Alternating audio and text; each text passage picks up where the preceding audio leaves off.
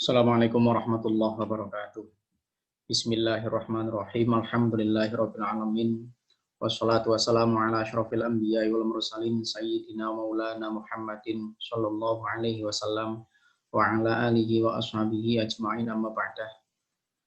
Materi yang selanjutnya yaitu materi yang ke-10, metodologi studi Islam adalah tentang wacana Islam kontemporer, Islam dan HAM serta Islam dan pluralisme agama. Kita tahu bahwasanya Islam itu cenderung dikaji secara tekstual oleh beberapa kalangan umat Islam. Sehingga kadang ketika Islam dibenturkan dengan wacana-wacana kontemporer, kadang Islam itu menjadi sesuatu yang akibatnya itu bentrok antara wacana kontemporer dengan Islam. Oleh karena itu, bagaimana kemudian Islam dihubungkan dengan wacana-wacana kontemporer agar ruh Islam, ajaran Islam itu tetap sholihun likulli zaman wa makan, tetap sesuai dengan tuntutan zaman dan juga sesuai dengan kondisi, situasi, dan tempat dimanapun Islam itu ada. Sehingga ketika Islam berada di dunia yang seperti ini, dunia modern seperti ini, maka tidak lain Islam akan berhadapan dengan berbagai macam teori, berbagai macam konsep-konsep yang itu memang sebelumnya belum pernah ada pada zaman Nabi, pada zaman para sahabat, atau pada zaman-zaman imam-imam mazhab.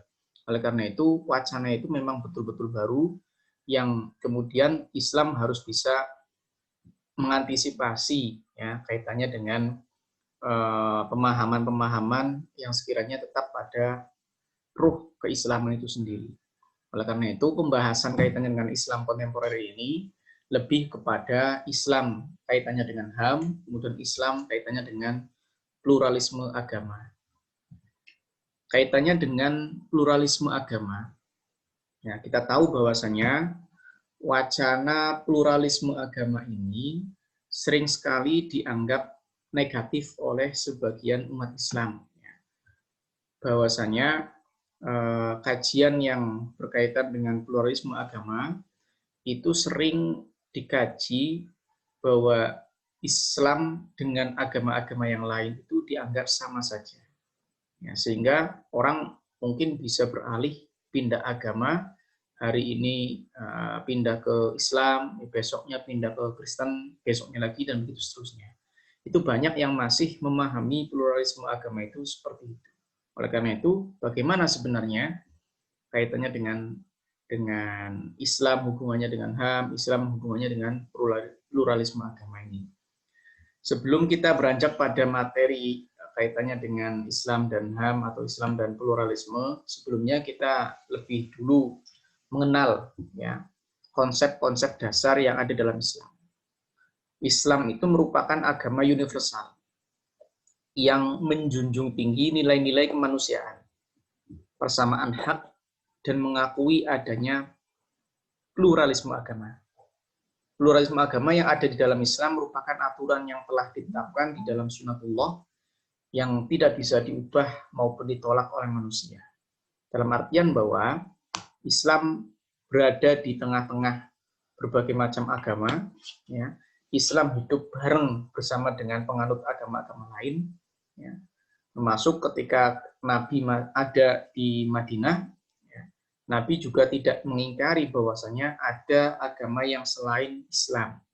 Oleh karena itu kemudian supaya agama lain juga bisa hidup di Madinah, maka kemudian Kanjeng Nabi membuat sebuah perjanjian, yaitu Piagam Madinah, ya, agar supaya agama-agama lain, suku-suku lain, semuanya hidup berdampingan di Madinah dengan tujuan membangun kota Madinah, membangun kedamaian, membangun persatuan-kesatuan, dan membangun kemakmuran bersama di Madinah. Dan itu diikuti oleh semua penganut agama. Dan itu memang diakui oleh Nabi dalam artian bahwa ada agama lain dan kita sebagai orang Islam juga mengakui tentunya ada umat agama lain dan keberadaan mereka itu ya kita katakan bahwa benar menurut mereka, ya. Siapapun orang Kristen benar menurut agama Kristen, ya. Kemudian Buddha benar menurut agama Buddha, dan begitu seterusnya. Di dalam surat Al-Maidah ayat 69 juga disebutkan di situ, innal ladzina amanu wal ladzina hadu was-sabiuna wan nasara man amana billahi wal yaumil akhir wa amila sholihan fala khaufun 'alaihim wa la hum yahzanun. Sesungguhnya orang-orang mukmin, orang-orang Yahudi, Sabiin, dan orang-orang Nasrani, siapa saja di antara mereka yang benar-benar soleh, maka tidak ada kekhawatiran terhadap mereka dan tidak pula mereka bersedih hati. Ada orang Islam, ada yang namanya ahlu kitab. Nah, ahli kitab ini adalah orang-orang Yahudi, orang-orang mungkin orang Sabiin, orang-orang Nasrani, yang kemudian mereka yang betul-betul soleh, ya, itu kan ahli kitab. Ya, sehingga ahli kitab ini dianggap sebagai sesuatu yang memang hanya beda karakter pemahaman ketuhanannya saja, tetapi perilakunya sama, karena sama-sama orangnya soleh. Oleh karena itu, maka di dalam Islam sebenarnya boleh menikahi non-Muslim tetapi yang ahli kitab. Nah, ini yang mungkin dimaksudkan dalam ayat ini adalah ada orang Yahudi, ada orang Nasrani, dan mereka itu yang benar-benar soleh, mereka itu tidak ada kekhawatiran terhadap mereka, dan mereka tidak bersedih hati. Ini bagi mereka-mereka yang memang mengakui itu. Oleh karena itu, di dalam Islam mengakui adanya keberadaan eksistensi dari agama lain. Ya. Kemudian kaitannya dengan pluralisme agama sekarang. Istilah pluralisme agama itu masih sering disalahpahami oleh beberapa umat Islam, ya, dan cenderung mengandung pengertian yang kabur di sini. Ya, ada yang mengartikan A, mengartikan B, C, dan begitu seterusnya. Meskipun secara terminologi sangat populer dan disambut hangat secara universal. Ya, kalau secara etimologi itu pluralisme agama berarti berasal dari dua kata. Ya. Ada pluralisme dan juga ada agama. Dalam bahasa Arab diterjemahkan dengan at-ta'adudiyah ad-diniyah, atau dalam bahasa Inggris disebut dengan religious pluralism. Ya. Jadi pluralisme itu berarti jamak atau lebih dari satu. Sehingga dalam kamus bahasa Inggris, pengertian pluralisme itu adalah pengertian di mana dilihat dari sosiopolitis yang merupakan suatu sistem mengakui koeksistensi keragaman kelompok, baik yang bercorak ras, suku, aliran, partai, atau apapun ya, yang kemudian menjunjung tinggi aspek-aspek perbedaan yang sangat karakteristik di antara kelompok-kelompok tersebut. Para ahli bidang sosiologi antropologi mendefinisikan agama sebagai segi sosialnya, yaitu suatu sistem kehidupan yang mengikat manusia dalam satu kesatuan atau kelompok kehidupan sosial. Sehingga pluralisme itu adalah paham bahwa perbedaan atau keberagaman merupakan fitrah. Perbedaan, keberagaman itu merupakan fitrah yang diciptakan oleh Allah, sehingga manusia sebagai ciptaan Allah harus siap menerima dan menghargai perbedaan itu. Jadi pluralisme agama bukan paham bahwa semua agama itu benar.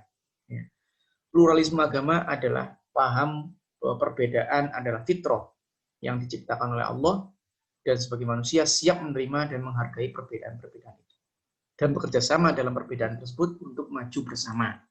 Itu sebenarnya kaitannya dengan pluralisme. Tapi kadang juga pluralisme itu yang kemudian dianggap sebagai sesuatu yang disalahpahami. Pluralitas berarti menurut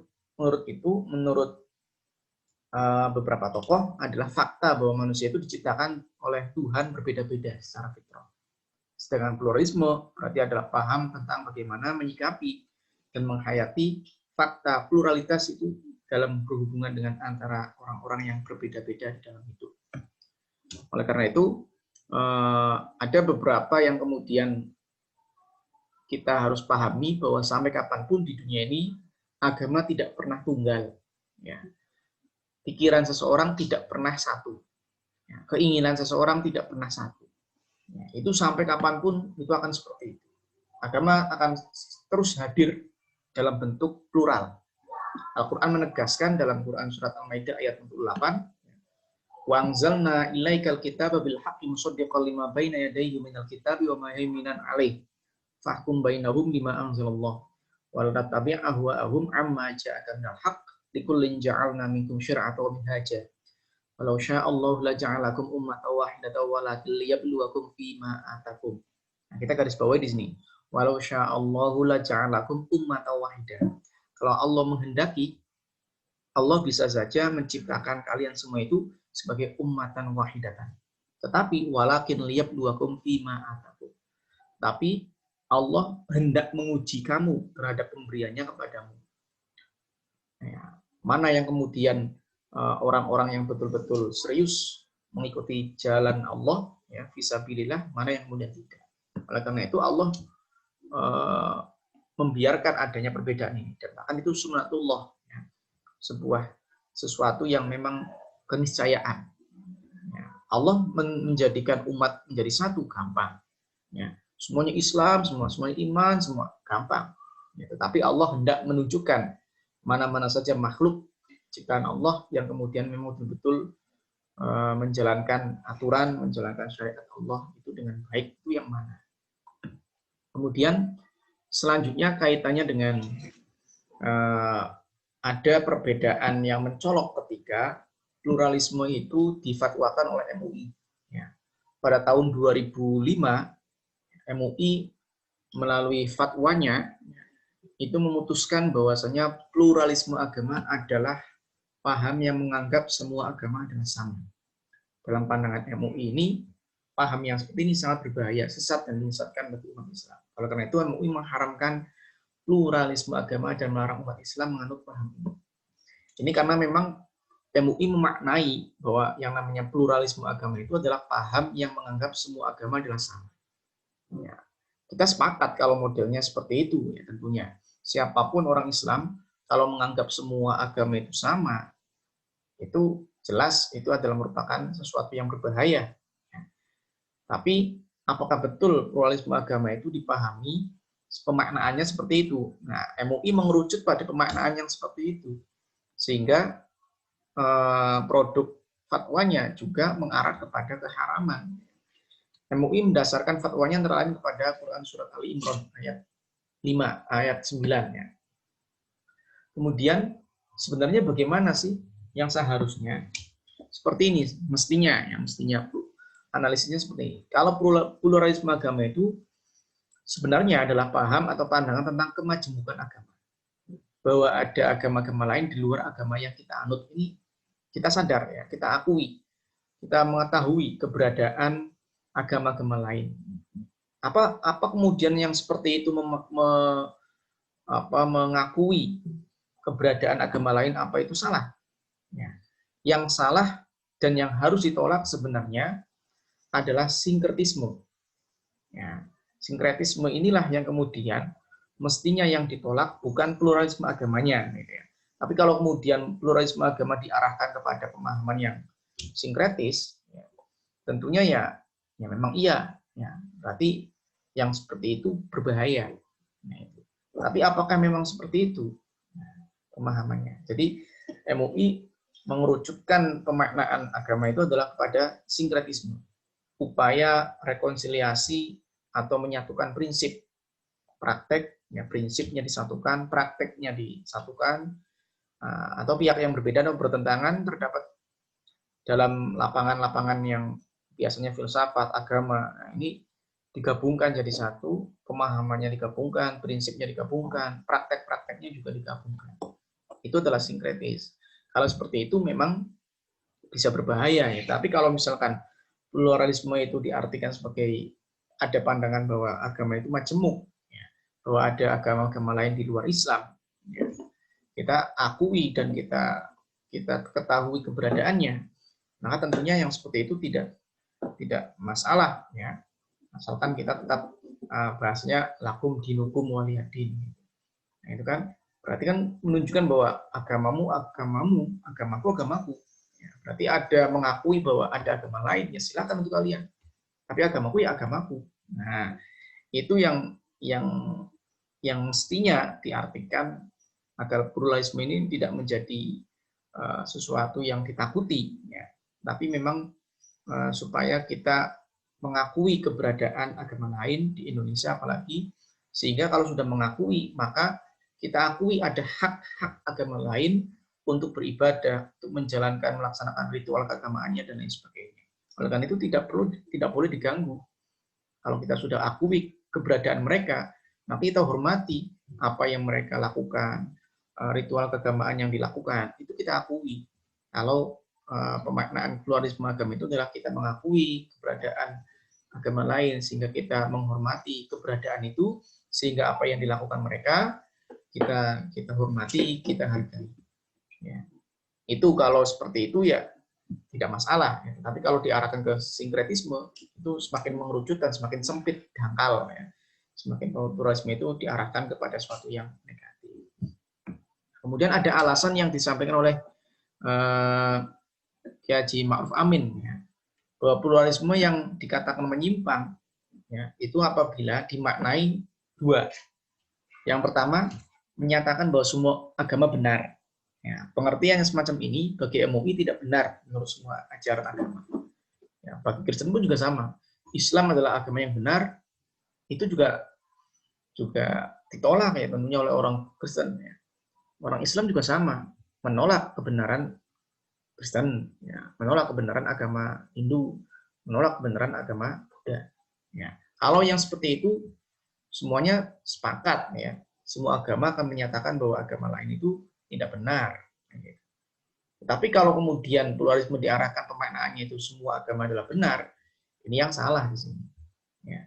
Bagi kita umat Islam, agama yang paling benar Islam.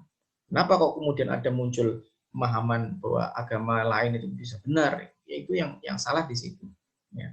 Benar menurut mereka, ya. Menurut saya tidak, Islam yang benar. Nah itu yang harusnya seperti itu, ya, yang benar. Tapi kalau kemudian menyatakan bahwa ada agama lain itu yang benar, nah itu yang repot di situ.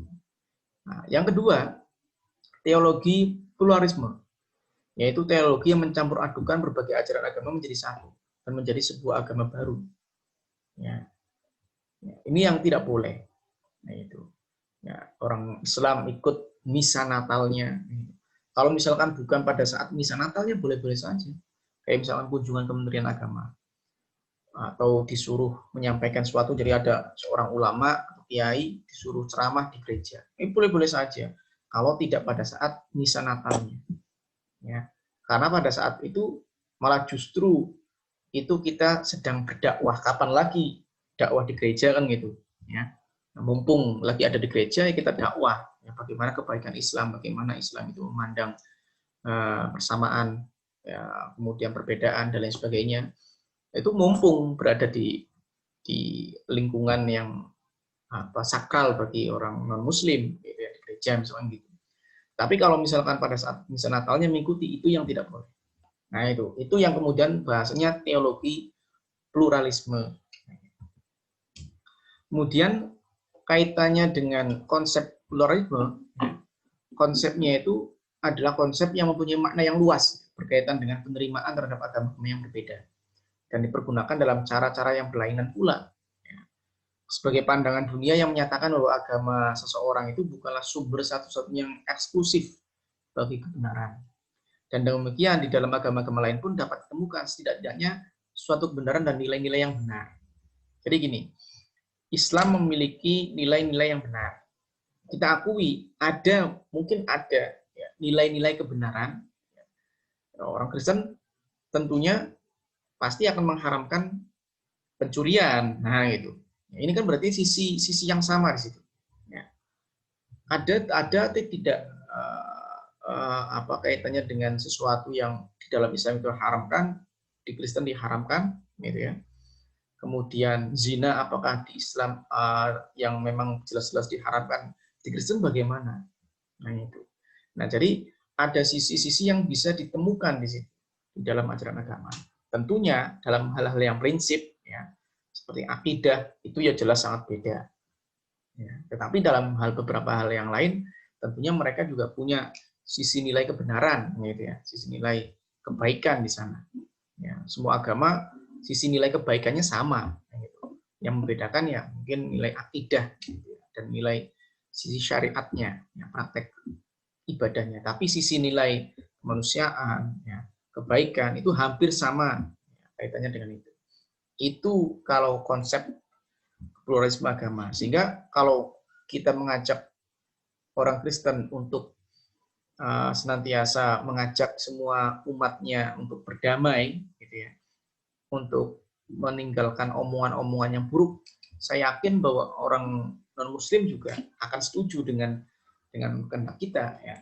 Tapi kalau misalkan kita mengajak bahwa mereka untuk bareng-bareng sholat, nah itu ya nggak mungkin. Nah, itu karena mencampur adukan. Tetapi kalau misalkan kaitannya dengan, ayo kita menyatakan keputusan bersama semua agama bahwa yang namanya korupsi itu adalah sesuatu yang tidak diperkenankan di agama manapun. Nah, itu bisa. Jadi ada sisi nilai yang benar yang di situ. Kemudian sebagai penerimaan atas konsep bahwa dua atau lebih agama yang sama-sama memiliki klaim kebenaran yang eksklusif sama-sama sahih. Iya betul. Bagi mereka ya non-muslim, menurut mereka benar agamanya silakan. Nah, gitu. Bagi kita orang Islam, agama kita yang benar kayak gitu. Ya. Dalam hal ini klaim-klaim kebenaran yang sifatnya eksklusif, yang tertutup untuk agamanya sendiri, sama-sama benar dan diakui. Pendapat ini seringkali menekankan aspek-aspek bersama yang terdapat dalam agama.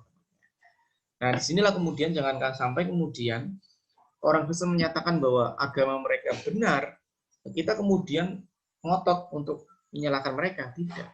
Kita akui bahwa mereka silakan. Kalian mengatakan agama kalian benar, silakan. Kita juga orang Islam menyatakan agama kita yang paling benar. Kebenaran penerimaan konsep yang seperti itu, ya diakui. Tetapi penerimaan konsep yang seperti itu jangan sampai kemudian keluar, ya, jangan sampai kemudian keluar sehingga apa? Sehingga menganggap agama lain itu salah. Itu yang tidak diperbolehkan, ya. Yang tidak diperbolehkan seperti itu. Kita anggap bahwa agama kita benar, oke. Ya, makanya kemudian ada ya Rasul Masail di kalangan NU itu untuk mengganti kata-kata kafir di Indonesia itu kata-kata kafirnya agak di ini, jangan sampai diumbar di luar. Ya. Kita katakan pada diri kita, pada lingkungan kita orang Islam saja bahwa orang yang selain Islam itu kafir. Iya, tetapi jangan sampai kemudian di tengah-tengah masyarakat dalam kita bergaul dengan orang Kristen misalkan itu, kita anggap mereka kafir. Ya, kita katakan mereka kafir. Ya, itu yang kemudian tidak etis bahasanya seperti itu. Atau gini, gambarannya nih. Ya, jadi kita menganggap bahwa mereka itu kita anggap sebagai bukan kafir, tapi diganti dengan kata-kata non-muslim. Itu di Pasir Masail NU seperti itu ya. Jadi menghilangkan kata-kata kafir untuk kehidupan bermasyarakat bernegara. Ya, agar supaya apa? Supaya kehidupan berbangsa bernegara ini tidak ada sekat perbedaan antar warga negara. Semua memiliki hak yang sama di kehidupan bernegara ini. Ya, ibaratnya kayak gini. Ada orang matanya belekan. Matanya belekan. Kita akui bahwa matanya belekan. Tapi apakah di tengah-tengah banyak orang, matamu itu belekan. Nah, gitu. Itu kan malu. Ya, akan merasa tersudutkan. Gitu. Walaupun memang kita ngomongnya betul bahwa memang matanya ada beleknya gitu ya. Matanya ada kotorannya. Tapi apakah kita mengatakannya itu di depan umum dengan mengatakan seperti itu? Ya.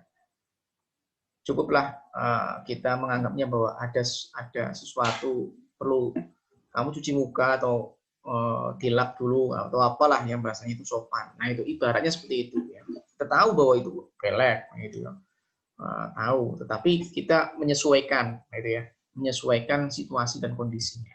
Nah kita sama bahwa non Muslim, orang Kristen itu adalah merupakan orang kafir.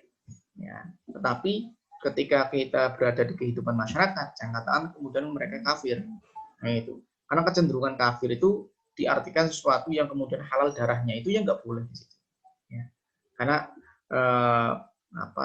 ungkapan kafir itu akhirnya mereka tidak punya hak, kita tidak perlu menghargai mereka karena mereka orang kafir, kita tidak perlu hormat kepada mereka, tidak perlu menghargai mereka karena mereka kafir, dan begitu seterusnya. Yang pada akhirnya seperti itu dampaknya di kehidupan sosial ya, di kehidupan bermasyarakat. Tapi kalau kaitannya dengan kita, selain kita itu memang kafir, ya, selain Muslim itu kafir, oke, ya.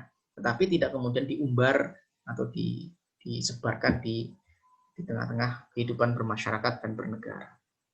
Cukup dengan kata-kata non-muslim. Kadang-kadang juga digunakan sebagai sinonim dari ekumenisme, yaitu upaya untuk mempromosikan suatu tingkat kesatuan, kerjasama, dan pemahaman yang lebih baik antara agama-agama atau berbagai denominasi dalam satu agama. Kemudian sebagai sinonim untuk toleransi agama, juga pluralisme itu dianggap sebagai bentuk dari toleransi agama. Sebagai prasyarat untuk keharmonisan antar pemeluk agama, khususnya di Indonesia ini, sebagai sama-sama warga negara. Makanya kan ada ukhuwah yang waqtoniyah, ya. Walaupun kita berbeda agama dengan mereka, tetapi mereka itu sama-sama warga negara. Kalau tidak sama-sama warga negara, ya anggap saja sebagai ukhuwah insaniyah, persaudaraan sesama manusia. Kemudian selanjutnya kaitannya dengan HAM ya sekarang. Islam bagaimana hubungannya dengan HAM? HAM itu secara pengertian adalah prinsip-prinsip moral atau norma-norma yang menggambarkan standar tertentu dari perilaku manusia dan dilindungi secara teratur sebagai hak-hak hukum. Ya. Sehingga HAM itu pada umumnya dipahami sebagai pertama, hak mutlak. Hak mutlak ini adalah hak dasar yang dimiliki oleh seseorang secara inheren. Berhak karena dia adalah manusia. Dan hak ini melekat pada semua manusia.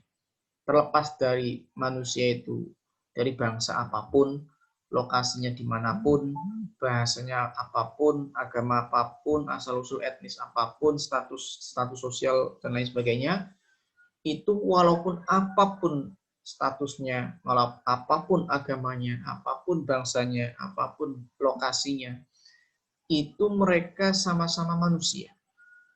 Maka mereka memiliki hak yang sama.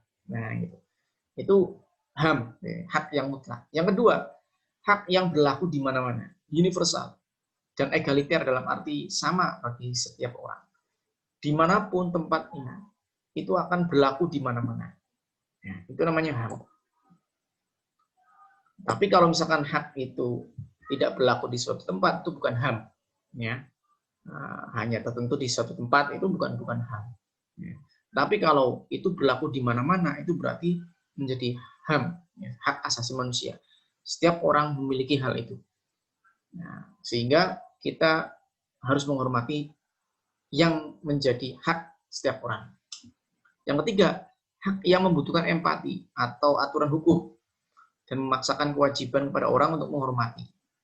Nah, jadi ketika ada orang tertindas HAM-nya, maka bagi orang lain tentunya akan berempati. Bagaimana kita kalau berada di posisi mereka? Kenapa? Karena kita sama, memiliki hak yang sama seperti itu.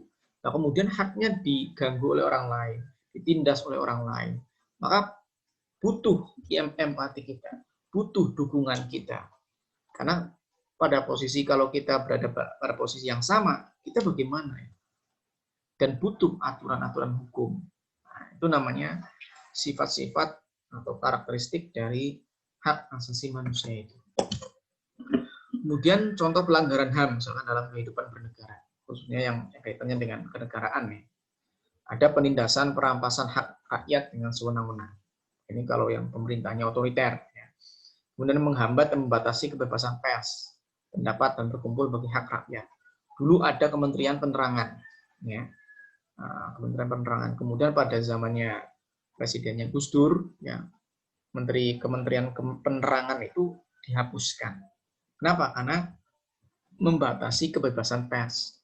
Sehingga kalau ada orang menyinggung presiden, itu langsung terciduk. Demo langsung diciduk. Nah, itu yang kemudian kebebasan pers, pendapat, berkumpul, itu dulu pada masa Orde Baru, itu sangat terganggu. Ya. Semuanya tertutup. Ada mau kumpulan apa, kumpulan RT harus lapor pada Kapolsek, ya. Harus lapor pada kepala desa dan begitu seterusnya. Itu dibatasi betul. Dan itu menghambat. Penghambatan itu adalah merupakan pelanggaran HAM, hak asasi yang semua orang itu berhak untuk bebas, berhak untuk berpendapat, berhak untuk berkumpul. Hukum diberlakukan tidak adil dan tidak manusiawi. Nah, itu juga pelanggaran HAM. Manipulatif, membuat aturan sesuai dengan keinginan pribadi penguasa. Misalkan, atau memang penguasanya seperti itu. Ya. Kemudian penegak hukum atau petugas keamanan melakukan kekerasan, anarkis. Ya, kalau misalkan demonya tidak anarkis, ya. Kemudian juga tertib, tiba-tiba represif, ya, dari tindakan penegak hukumnya itu juga pelanggaran HAM termasuknya. Ya.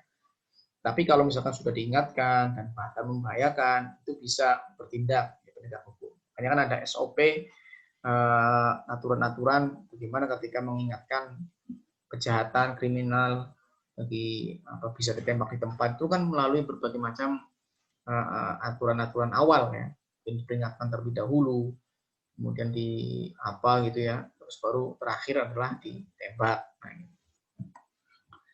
kemudian kaitannya dengan macam-macam HAM, ada beberapa HAM, hak asasi pribadi, ya, hak asasi politik, hak asasi hukum, hak asasi ekonomi, hak asasi peradilan, hak asasi sosial budaya. Ini beberapa macam HAM ya, yang ada.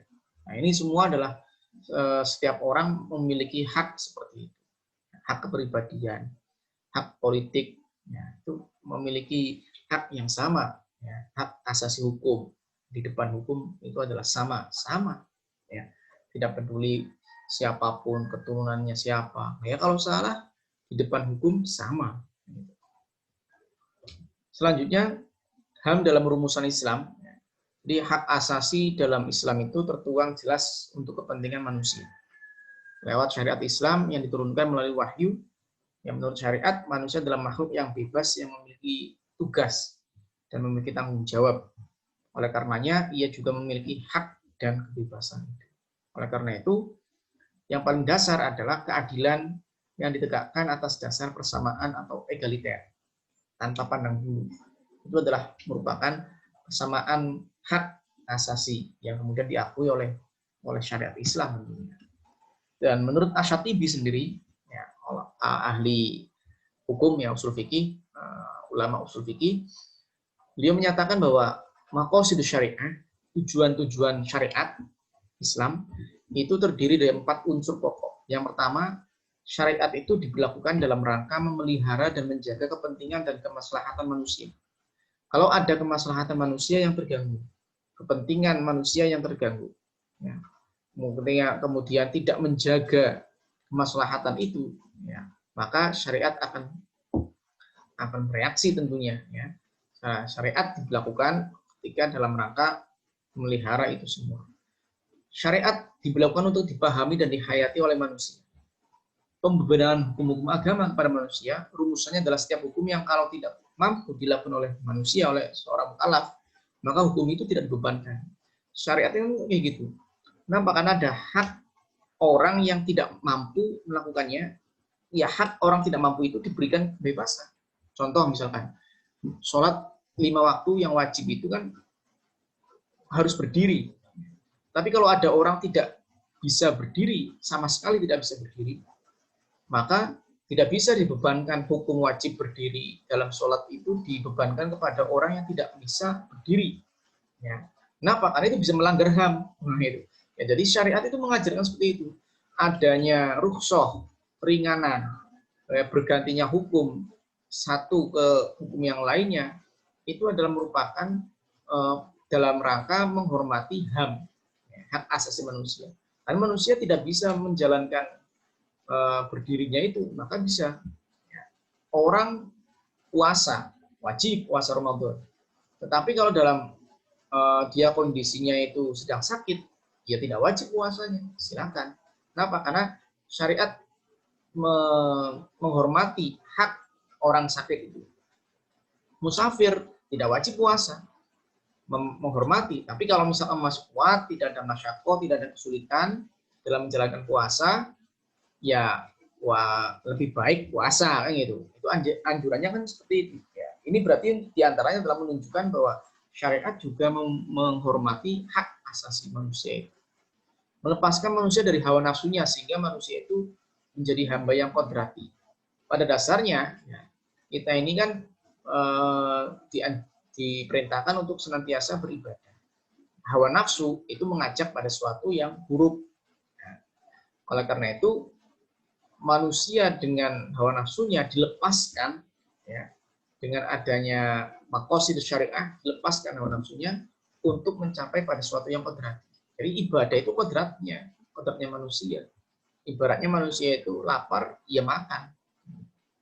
Manusia itu ya butuh dengan ibadah itu.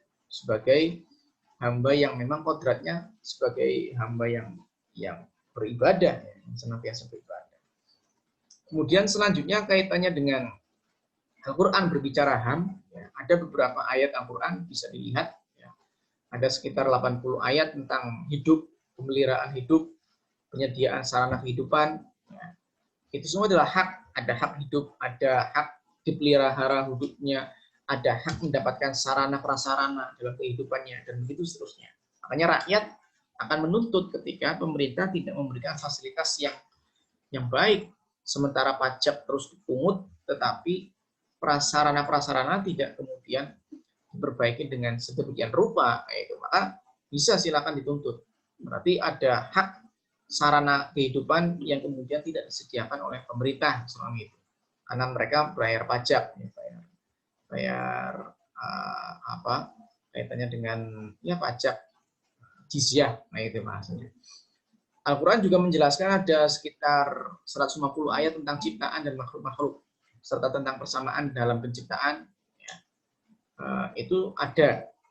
Kemudian Al-Quran juga mengetengahkan sikap menentang kezaliman dan menentang orang-orang yang berbuat zalim, sekitar ada 320 ayat, dan memerintahkan berbuat adil, ada 50 ayat.